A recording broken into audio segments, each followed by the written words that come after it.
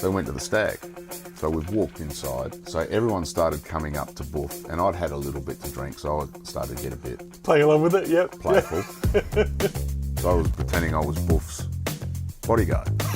Right? I said, "Oh no, you have to wait there.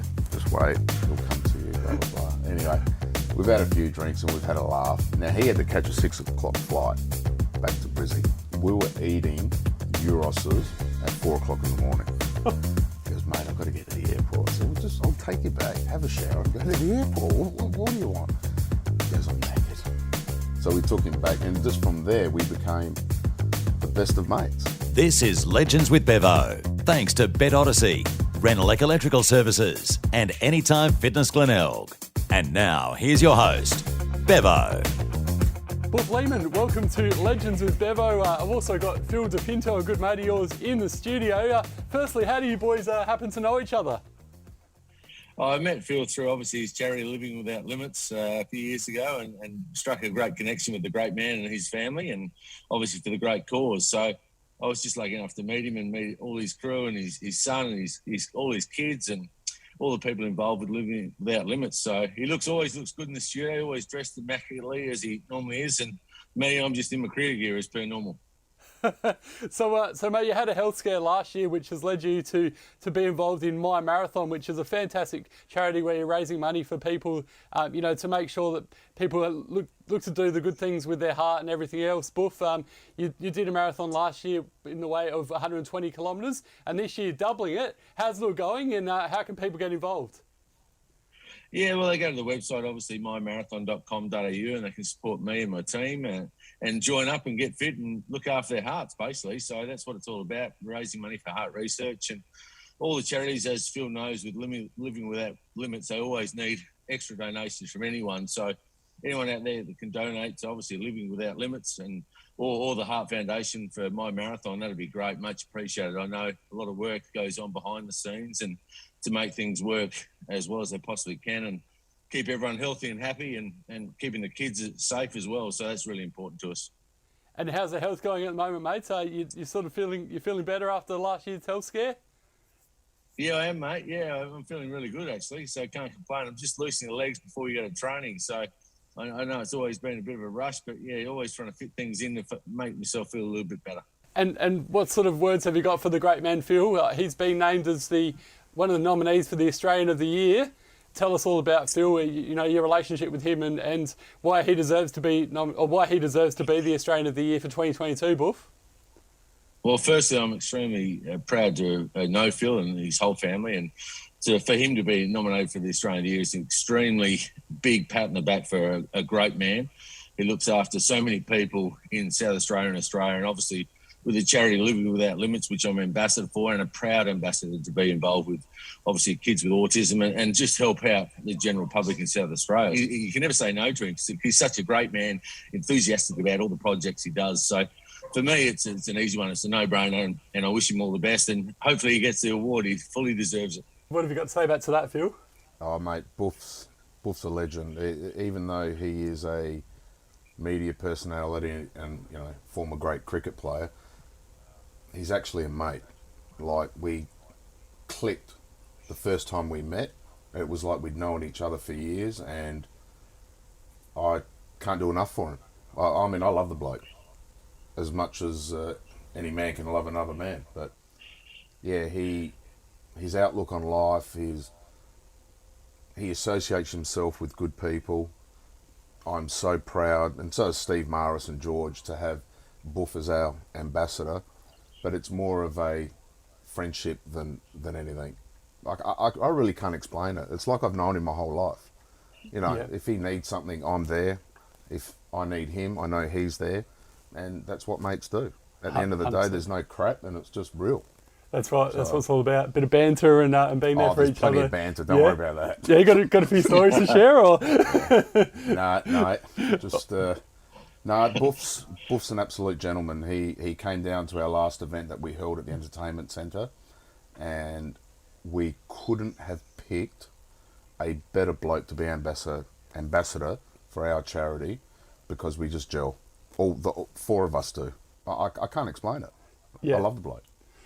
I've only met the great man a couple of times, but you're right, it just leaves that, I'm not great just impression. saying that lightly. Yeah. I actually mean it. So. Yeah, a lot of people have said the same thing. And great man, I know you've sort of got to go off to train this morning, but we've got the Ashes not far away. How do you see the series going? And, obviously England's missing Archer and also Ben Stokes. We know how good he was in the last Ashes series. How do you see this one going? I still think Australia will win the series here. Big loss, Archer and Stokes. I mean, they're two magnificent players for England, and they're going to be sorely missed. One, the sheer pace of Archer, who can really trouble the Australian batsman, and then Stokes, whose all-round game can change a game of cricket, as we know, a la Headingley last Ashes tour.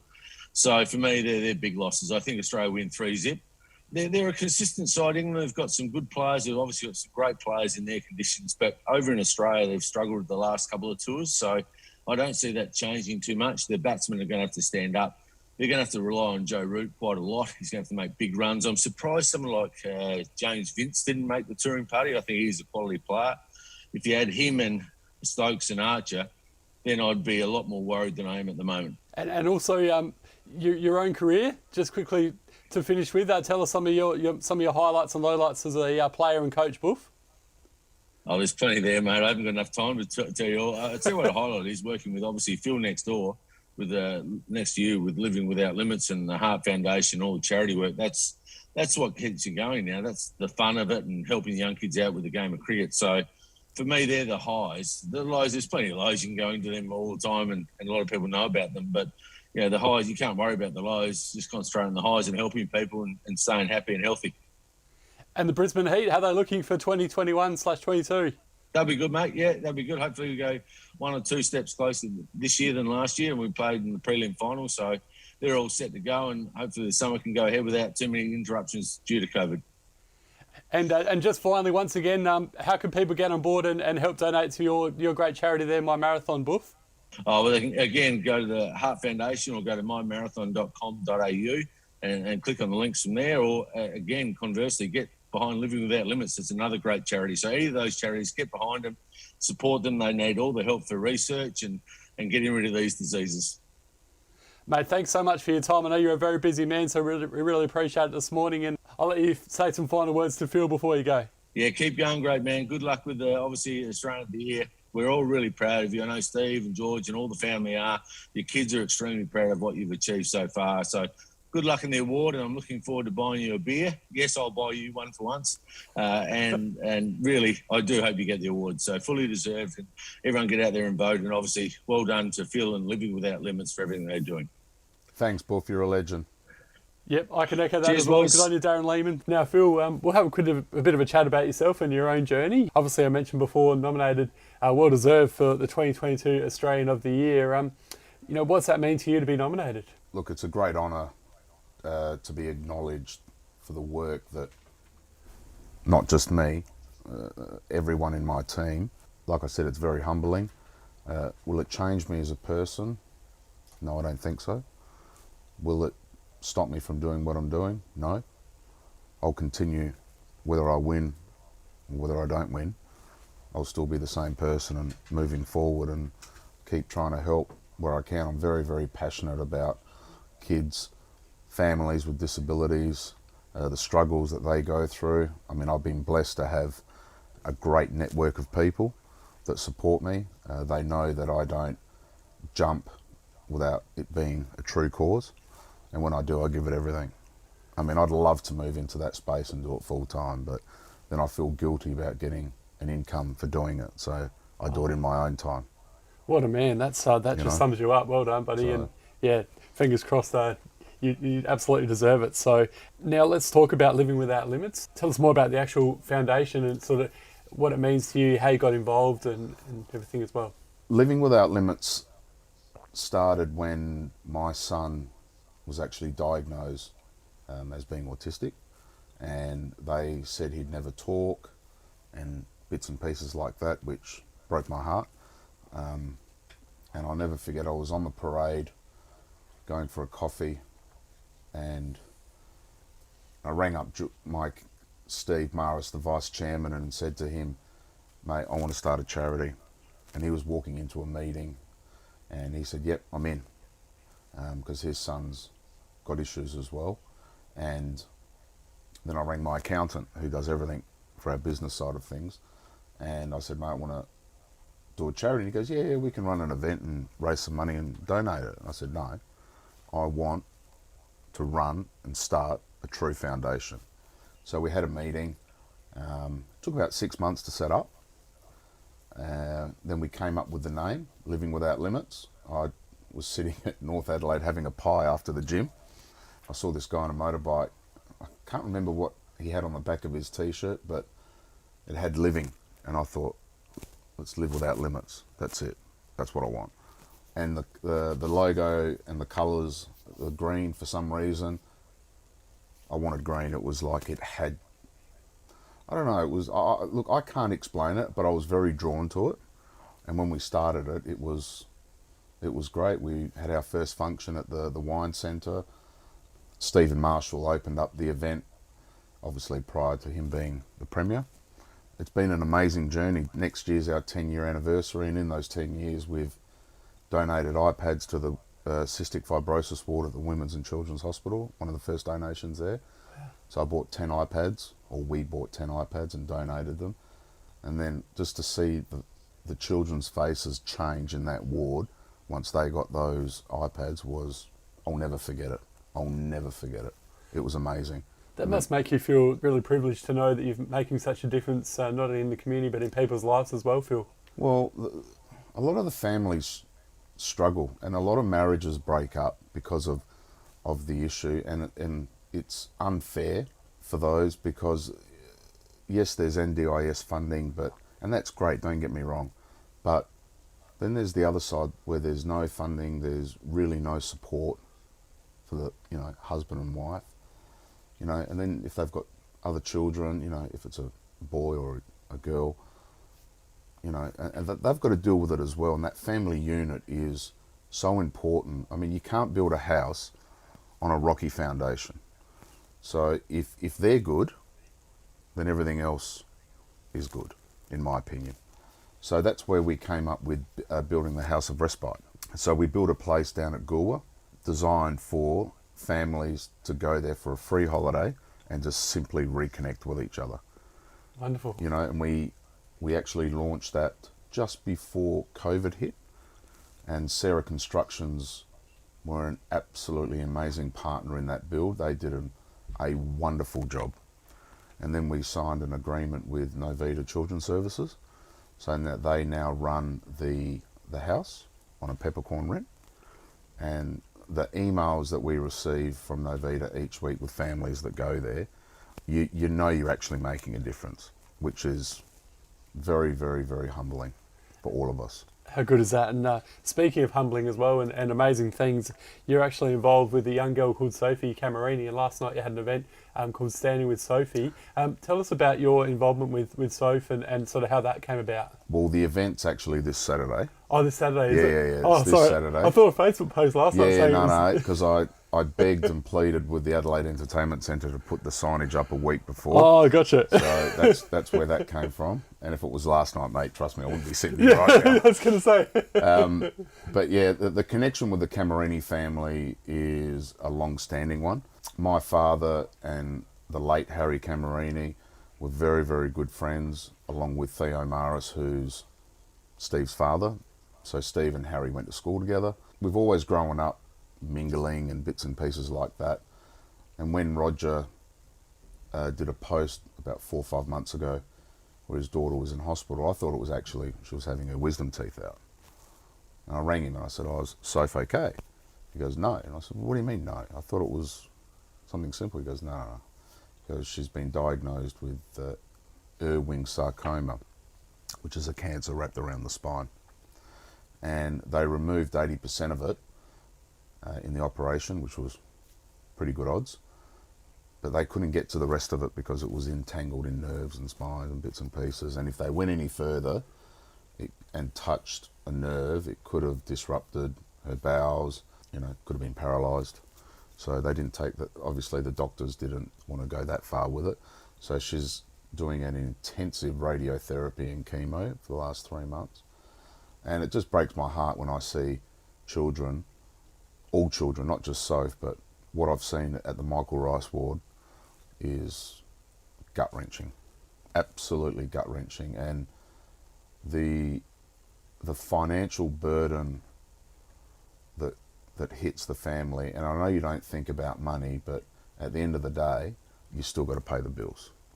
And Sophie is such a beautiful little girl with an amazing attitude, and her sister Emily as well, and Kirst, the whole the four of them. If that was me, I don't know how I'd handle it. So I jumped on board and I said, mate, we're going to do this event for you, for Soph, and it's grown legs and ran, and it's been very hard to keep up with it.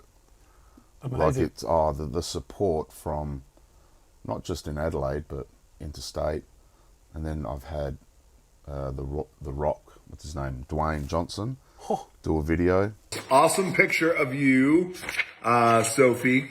So now I can put a face to a name. Mwah. That is unbelievable. Yeah. The Rock. Yeah, I had Priscilla Presley. That went berserk. That one there went crazy. Guy Sebastian, Delta Goodrum, George Capanaris, from Melbourne, comedian. Interviewed George last year. Great guy. Yeah, he's a funny boy. He's actually a very good friend of mine, and he sent me some phone numbers and said, mate, ring these guys. How good's that? Yeah, and Sushi Mango did one. Can't remember who else. There's been so many. That's And I think I said Guy Sebastian, but wonderful. The video, for them to take their time out. Yeah, look, everyone's busy, I get it. And I know that the requests on their end would be enormous. But I reached out to them and they did it, and they did it with their heart. You could tell. Even The Rock, he's sending down clothes and shoes, and he didn't have to do that.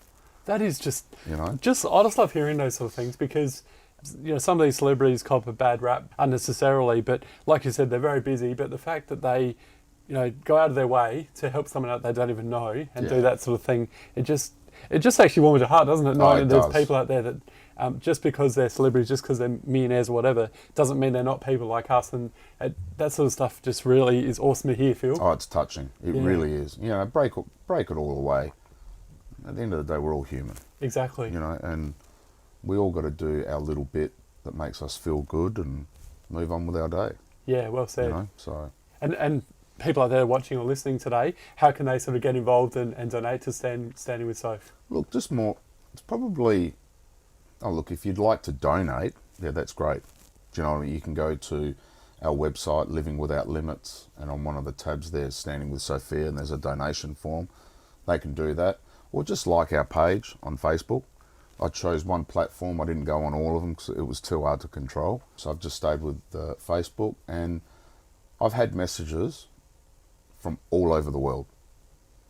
From South Africa, America. Some people saw the Priscilla post. I had a lot of Americans sending messages. Good luck. Wish you all the best. Love you. All of that stuff. And incredible. Yeah, it's been.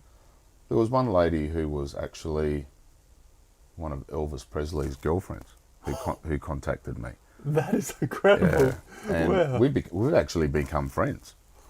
Like we'll text each other and blah blah blah, and it's cool. I've donated money to her cause that she's doing over there, and I've never been there. And how'd you actually get in touch with Priscilla Presley? Through a friend of mine, Danny, at Kayarta from MTS Accountants. He a few years ago went to Graceland and they did a special wine, and I forget the name of it. It's a Shiraz, I know that much. But Elvis's best mate, Joe Esposito, they bumped into each other at Vegas. And Danny's gone, I want to do this, I want to do that, blah, blah, blah. Joe's gone, yeah, no dramas. So they've gone to his house and he's signed a bottle of red with Elvis and Joe on the label. And that's how it all sort of happened. And then he met Priscilla and a few years ago, and then on my 40th, the boys gave me a signed bottle from Joe Esposito because I'm a massive Elvis fan. Huge. What a present. Yeah, he gave me the bottle signed by Joe in a frame and everything. It was like, oh wow. Like it was amazing. Kid in the candy shop stuff. Oh, I can't say what I really feel here, but it was really good. And just the support from everyone has been amazing. From some people that I thought that wouldn't get on board have, and reached out, and I've become actually friends with these people because they're just down to earth, humble, and they want to help. It's so good. It's Yeah. words can't explain it. No. I can keep saying humble, humble, humble, but I can't explain it. It's wow. And it's funny how small Adelaide is as well. Oh. I actually used to play footy, believe it or not, with Guy Sebastian, and I grew up playing, cricket up at the local school with him as well. And Really? And I haven't seen him for a number of years now, but he's that sort of guy that if you bumped into him, pardon the pun, guy, he's that sort of bloke that he'd just say good day to you, if you haven't seen him for ages, and I can see why he's helping because he's a fantastic fellow. Well, his wife worked at Main North Nissan. Jules? Yep. Obviously, they were dating at the time, and this was before he became who he is, and before he went on The Voice. I think not The Voice. Australian Idol. Australian Idol. Yeah. Yeah. Jules was cool.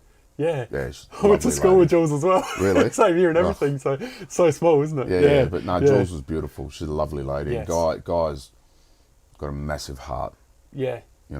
I know he's got to be professional. He's got to be hard in certain areas, but he definitely wears his heart on the sleeve. Yes. And what I love about life as well, and you mentioned before with Dwayne Johnson, some of these other celebrities, just because they are, or they've got to where they have, doesn't mean they're not human, doesn't mean that, they're not just down-to-earth people, and which I think is fantastic to see, because some people let it get to their head and they get, a bit arrogant and cocky, but there's a lot of great people out there, and this just proves that, Phil. Yeah. Look, there's an old saying which I live by, getting to the top of the mountain is one thing. Staying there's another. But when you come down, you see all those people that helped you get up there. So true. And you never forget them. Yeah. You never forget them. We're all taught to help where we can. Most definitely. No, I couldn't agree with you more there. Well said. And I know Boof sort of mentioned earlier about your relationship with him, but how did you first get to sort of meet Boof and get him on board as an ambassador? I do... I'm an auctioneer by trade, so we've got a family business called Universal Motor Auctions, which has been running now for 45 years. My father started at Mario. We are, the longest running in Adelaide, and I think second or third Australia-wide. I mean, we haven't done an auction now for a year and a half due to COVID, but it's still good. But the way I met Boof is because even though I've got our own charity, I still believe in helping others. I always have. And I'll get phone calls, Phil, can you come and do an auction for it? Yeah, no dramas. So I started doing the AP Eagers, which is like Stillwell Ford and stuff like that. They got their own golf day, which Graham Bignell started back in the day, called the AdTrans Charity Golf Day. And every year they raise a considerably amount of money and they donate it to causes. So they asked me one year to start if I could do the auction for them. I said, yeah, no dramas. That was, I think, 12 or 13 years ago now. So we do it every year. Now it's become a bit of a funny thing. So I get a good bunch of boys down there and we have a laugh. But anyway, this one particular year, Boof was the guest speaker. And anyway, he's got up and he's done his thing. And he's very, very good when he gets up and talks because he does speak from the heart. And so then it was my turn to get up and do the auction. Now, I've always referred to Steve Maris as my brother. We do everything together. We'll laugh. The whole bit. Anyway, so I've done the auction and I've noticed Boof walk around to where my table was and sit next to Steve. Because I referred him as my brother, he thought, after the auction, Boof thought he was my brother, right? So this went on and on and on. And that night there, he goes, let's go out for a drink. And Steve's turned around and said to me, he goes, mate, you don't ask Boof for a drink. Mate, I'm asking him for a drink. Anyway, so I said, Boof, you come with us. He goes, where are we going? I said, the bench. And the bench is a little workshop that a mate of mine used to run, and we'd go there and have a drink. Boof thought it was, right? Anyway, we couldn't get in because we had no keys. So we've hopped into my car and we've rang John and said, listen, can we come down? He goes, no, I'm not there. I said, all right, no dramas. So we went to the stag. So we've walked inside. Now, Boof still thinks that Steve's my brother, right? So everyone started coming up to Boof, and I'd had a little bit to drink, so I started to get a bit playing along with it, yep. Playful. So I was pretending I was Boof's bodyguard. Right? And I said, I don't know, you have to wait there. Just wait. He'll come to you, blah, blah, blah. Anyway, we've had a few drinks and we've had a laugh. Now, he had to catch a 6 o'clock flight back to Brizzy. I took him, we were eating Euros's at 4 o'clock in the morning. He goes, mate, I've got to get to the airport. I said, well, I'll take you back, have a shower and go to the airport. What do you want? He goes, I'm knackered. So we took him back, and just from there, we became the best of mates. Like, What a story. like he's, and I told him on the night, at the end of the night, that Steve's not my brother. And he abused me, but that was all good. But yeah, no, it was great. And then from there, we needed an ambassador for our charity, and I said to Steve and George, I said, mate, I reckon Boof's our guy. And I just rang him and said, Boof, you want to be our ambassador? Because I'd love to. Done. Well so we had done. a whole lunch and announced it, and on that day I called it the Footy Legends. So I had Neil Curley, Barry Robran, and Russell Ebert on stage with Brent Felice as the MC. Because Brent, I don't know if you know Brent. Won a premiership in footy with BJ, so Champion. champion guy. I do yeah. the auction for him at his footy club every year. It's a great day. Yeah. Anyway, so Brent's done it, Boof's there, and the stories that came out of those three gentlemen was amazing. Yeah. Amazing. Gee, From it's- Barry being the gentleman that he is and always will be, and probably one of the best, in my eyes, one of the best football players that's ever put on a boot. There's always that argument: is it Russ or is it Barry? And it's an interesting one, isn't it? They are So- both. They are both, or all three of them, are amazing people and a good pillar of strength for the community. Yeah, well said. You know, they're Yeah. just down to earth. They're hard. You don't see it anymore in footy. I think you could probably say Rashudo would be the last of that vintage, in my eyes, as in, you know, real footy. Run through a Yes. pack, come out with a ball. But again, a heart of gold who does anything for anyone. And Rue's a champion. yes, Rue's a champion. yeah, But yeah, Curls, Russell Ebert and Barry Robran, they're my three. yeah. Wow, to be on on the same stage with those three, unbelievable. Yeah, So, no, yeah, it was a great lunch. yeah, And they interacted with the club, with the audience after, and they hung around. It was good. It was a good day. Well, Phil, that's an amazing story. Of how you got to meet Boof and to have him as an ambassador. You couldn't get much better than that. Oh, So, no, guy's a champion. absolute champion. Obviously, former Australian coach. You know how good he's been for South Australia in terms of cricket as well, and now doing great things with Brisbane Heat. And it was really good to have him on for a chat before. And speaking of good things, mate, I don't know what I can say about yourself. You know, all you're doing is just unbelievable and well deserved to be nominated as the Australian of the Year for 2022. I really hope you get it. And Phil Pinto, thanks so much for your You're a time, mate. gentleman. Thank you very much.